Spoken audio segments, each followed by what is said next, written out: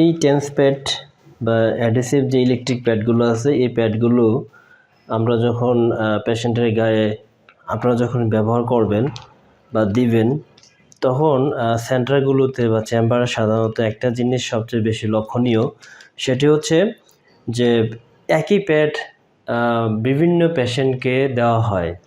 এই প্যাডগুলো দেখা যায় যে একটা ডিভাইসের সাথে এই 4টা বা 6টা প্যাড লাগানো থাকে। সেই প্যাডগুলোই সেন্টারের প্রত্যেকটা রোগীকে দিতে দেখা যায়। কিন্তু এখানে আপনাদেরকে আমি বলবো একটুটুকু সতর্কতা অবলম্বন করতে হবে। কারণ যেহেতু আপনি যদি এখানে হাইজিন মেনটেন না করেন, সেই ক্ষেত্রে কিন্তু পেশেন্টেরই ক্ষতি হবার চান্স আছে। সেটা কিভাবে? কারণ আমরা জানি যে স্কিন হচ্ছে একটা সেন্সিটিভ একটা জায়গা। তো এই স্কিনের মাধ্যমে অনেকের স্কিনে ফাঙ্গাস থাকতে পারে, অনেকের স্কিন ডিজিজ থাকতে পারে। তো এই ফাঙ্গাসগুলো কি হবে, এই প্যাডের মাধ্যমে আরেকজন পেশেন্টের গায়ে কিন্তু ছড়াতে পারে। এটা কিন্তু সবচেয়ে গুরুত্বপূর্ণ একটা বিষয়। অনেক পেশেন্টই কিন্তু আসে, অনেক পেশেন্ট এটা দেখেও মানে কিছু বোঝে না বা কিছু বলতে চাইলেও তারা বলতে পারে না।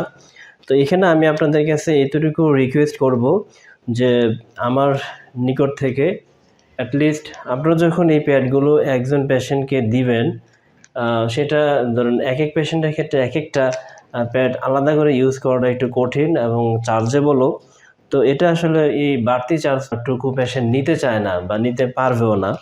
তো এক্ষেত্রে যেটা করবেন সেটা হচ্ছে যে এই একই প্যাড যখন আপনি দিবেন, যে পয়েন্টে দিবেন সেই পয়েন্টে অ্যাটলিস্ট আপনি হ্যাক্সিসল ইউজ করতে পারেন। সেখানে হ্যাক্সিসলটাকে স্প্রে করে আপনি একটু জাস্ট ওই জায়গাটাকে ক্লিন করে নিতে পারেন। ক্লিন করে দেন আপনি এই প্যাডগুলো দিবেন।